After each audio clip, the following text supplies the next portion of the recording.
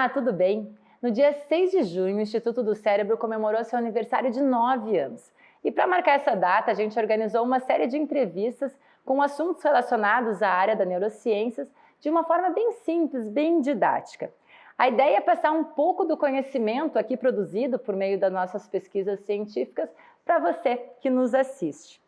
Hoje está aqui comigo o Dr. Felipe Calil, que é neuropediatra, é pesquisador do INSER, e a gente vai conversar sobre essa retomada da socialização das crianças nesse período aí pós-pandemia.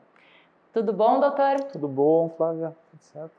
Doutor, esse isolamento ele causou danos que estão sendo estudados e ainda vão ser estudados por muito tempo, né? Mas eu queria saber o que o senhor já observa no seu dia a dia. É muito importante essa pergunta, porque nós observamos, na verdade, duas pandemias. A pandemia que se fala diariamente dos adultos, nós vemos todos esses cuidados necessários, os hospitais lotados, todos os perigos de transmissão, porém, cada vez mais se fala da pandemia que está ocorrendo na população infantil, população pediátrica, desde os pequenos até os adolescentes. Nunca se observou tantas alterações de comportamento, tantos atrasos de fala na população, principalmente aquela população das crianças de 2 a 3 anos, onde tem um boom da fala, problemas de alfabetização ou de aprendizagem, principalmente nas crianças com o processo de alfabetização, e de socialização também nos adolescentes. E por que isso? Porque nós estamos privados de contato, e as crianças na primeira infância, elas necessitam e muito de socialização.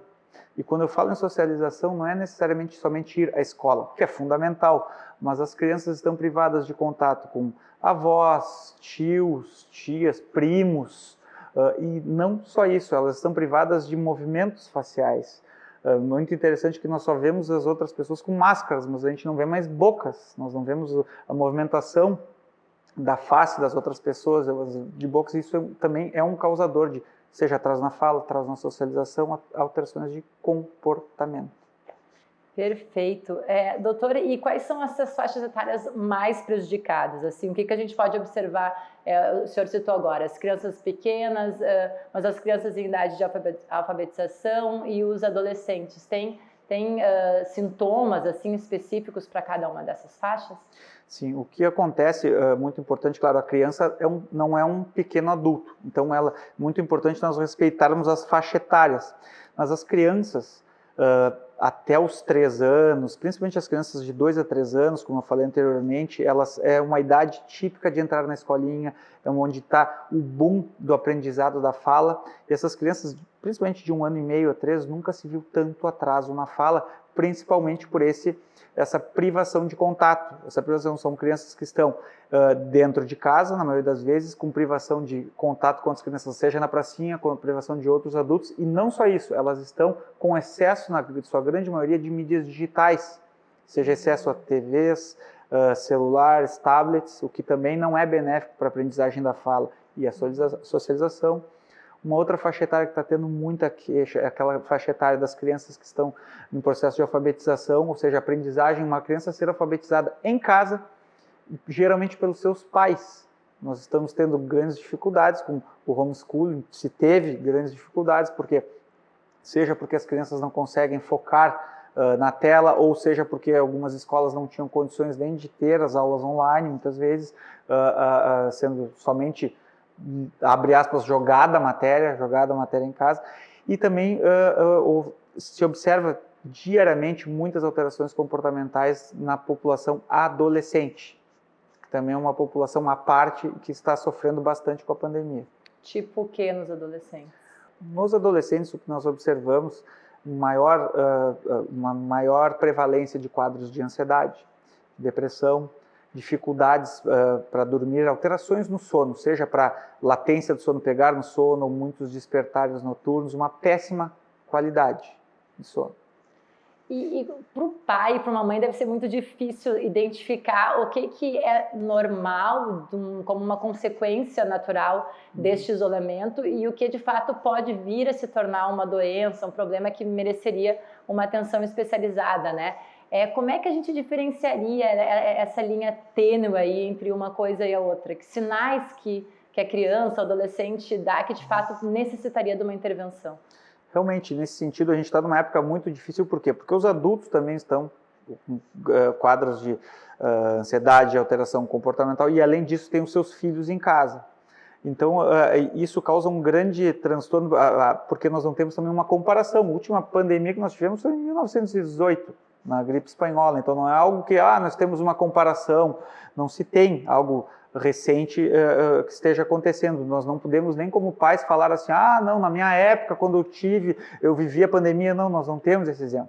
Agora, se o teu filho está, nós nunca vamos dizer que é normal estar um pouco ansioso, um pouco depressivo, não. Mas se o teu filho está, independente da idade, mostrando sinais de uma tristeza em excesso, quadros ele anda não querendo fazer atividades que normalmente dariam prazer à criança, evitando a socialização, mesmo quando possível, são sinais de alerta para procurar uma ajuda, seja uma ajuda psicológica, ou sentar os pais e conversar com seus filhos para esclarecer o que está acontecendo, porque é muito diferente a maneira que o adulto expressa o seu nervosismo, a sua ansiedade, e a criança. A criança, muitas vezes, ela começa com sintomas inespecíficos, uma dor de cabeça inespecífica, uma queixa, uma dor inespecífica também, não só de cabeça, mas uma dificuldade de atenção, uma irritabilidade que a gente não tem um causador específico. E quando vê, na verdade, isso a própria pandemia tem sido o causador disso. Perfeito. Não se tem ainda uma dimensão das consequências disso, né, doutor? Não, mas são assustadores os resultados que já se imaginam, que já se observam. Sem dúvidas, nós já temos alterações já comportamentais, alterações já de aprendizagem na população pediátrica, isso não há dúvidas. Doutor, essas crianças portadoras de transtornos, né, como o transtorno de espectro autista, o transtorno de déficit de atenção, que precisam, né, de terapias intensivas, elas também foram prejudicadas pela ausência dessas terapias?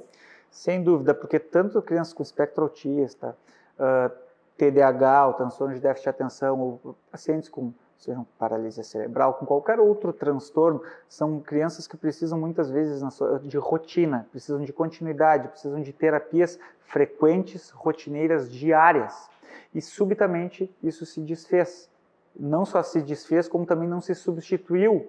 Teve que se adaptar em casa de uma maneira que não é eficiente, não substitui as terapias, então realmente foi uma população muito prejudicada com essa falta de terapias e ainda está sendo, porque em pouquíssimas situações ainda foi retomada de maneira completa essas terapias. Para você ter ideia, uma criança portadora de transtorno de espectro autista precisa de adaptação muitas vezes no colégio, uma criança precisa de tratamento fonoaudiológico, terapia ocupacional, terapia psicológica, e todos esses tratamentos não estão sendo realizados. Uhum. Então, logicamente, isso causa uma piora desse quadro. Bom, doutor, diante de todo esse cenário, o que a gente pode fazer para minimizar, pelo menos, os efeitos desse período de pandemia aí prolongado? Claro que vai ser muito difícil nós mensurarmos exatamente as perdas, os danos de cada pessoa, mas é importante que, da mesma forma que as crianças foram isoladas subitamente, nós temos o cuidado que na volta também a gente não expõe elas a tudo novamente. As crianças, agora olha, da noite para o dia, vamos iniciar já com aulas, terapias, esportes, vamos devagarinho, vai ser uma readaptação na escola, readaptação nas terapias, vamos ser uma readaptação na socialização. Mas pode dizer, mas eles se viam nas telas. Não, isso não é o mesmo tipo de socialização. Não tem. É muito importante a gente entender que eles tinham a mesma matéria, eles se viam no colégio. Não, é interessante que o convívio presente, o convívio pessoal tem sons diferentes, formas diferentes, cheiros, o ambiente é diferente. Um momento, por exemplo, da escola, nós falamos do intervalo. O intervalo durante os últimos 15 meses, né, 1 ano e 3 meses, 1 ano e 4 de pandemia, um intervalo dentro do teu quarto, da sala, da casa, uma coisa. Não, e esse tempo foi perdido. As crianças precisavam naqueles 20, 30 minutos de um recreio, que é um momento delas, puramente delas, sem pai, sem mãe, sem irmão, só com os amigos, os conhecidos, tá? Então é importante para a individualidade da criança, o que infelizmente não aconteceu devido a todo esse quadro. Então a ideia é recomeçar de uma forma muito paulatina, tranquila, esse processo de ressocialização das crianças, mas incluí-las, né, doutor? Sempre estimular a ressocialização, sem dúvida, mas também não fazer da mesma forma que elas foram isoladas drasticamente, não agora jogar de uma vez, olha, larga na escola, larga nas terapias, tem que ter muito cuidado com isso. Doutor, e esse contato com os avós, com a família, com os primos, né, que tu havia comentado no início, ele é, de fato, muito importante nesse processo, esse carinho da família? Com certeza absoluta, de maneira alguma isso vai ser danoso, e já se observa na prática clínica os relatos de pais e famílias que esse precoce início, curto período, ainda, mas precoce início das crianças, da ressocialização, já está melhorando o clima em casa, uma diminuição de quadros de ansiedade, depressão das crianças, ver as crianças mais tristes, a criança já volta mais contente, mais feliz para casa e, consequentemente, o ambiente domiciliar fica mais positivo, então sendo positivo tanto para as crianças quanto para os pais. E, doutor, dentro deste ambiente familiar mesmo, o que os pais já podem começar a fazer, se é que já não vinham fazendo, né? Mas que dicas que tu darias para esses pais, para dentro de casa já começar a melhorar e já também a iniciar esse processo, essa transição da criança até então isolada para a volta à convivência? Tem algo que os pais já possam começar a fazer? Eu acho que sempre, num relacionamento familiar, o mais importante é manter sempre as portas abertas e ter a conversa, a proximidade dos pais com os filhos. Não é agora porque voltou a vida ao normal, ou está voltando ao normal, que esse contato não tem que existir mais. Agora, porque por ser justamente um novo início, nós temos que estar atentos para sinais de alerta, como vai ser a adaptação? Ok, o meu filho, minha filha estava bem no colégio antes, tomara que siga agora bem, mas ficar alerta se realmente essa reintrodução vai ser adequada, ficar alerta a sinais alerta para a ansiedade, para a depressão, mas sempre estimular a ida à escola, a convivência com amigos, com todos os cuidados, com todos os protocolos, mas que essa criança não fique somente em casa, não se acostume com esse ambiente de ficar somente no quarto, estimular a socialização, essa seria a frase. Assim, estimular com cuidados, mas estimular. Doutor, então, para finalizar, a gente já falou bastante sobre as crianças, né? Mas os adolescentes têm se falado muito sobre a síndrome da gaiola. O que seria exatamente isso?